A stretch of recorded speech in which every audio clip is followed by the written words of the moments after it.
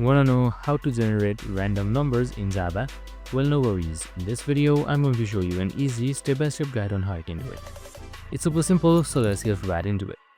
Now, first things first, you can just simply use any compiler. So in this video, I'm using an online Java compiler from Programmers. So to create a random numbers in Java, we use the random class. Here we create a random object and use next int 10. So right here you can see random object next to int 10. So this gives us a random number from 0 to 9. You can change the value inside next int. So you can keep it anything that you want, 5, 10, 20 and whatever. That should be under this parenthesis where 10 is written right here. Random numbers are great for games, OTP generation, testing or shuffling data, and it's simple, fast and helps add unpredictability to the program. And that's it. You can just simply run the code to check it. And there you have it. The results should be right in your screen. The random number has been generated as 7. I hope this video helped. If it did, make sure to like, subscribe and tune in with us for more of these videos.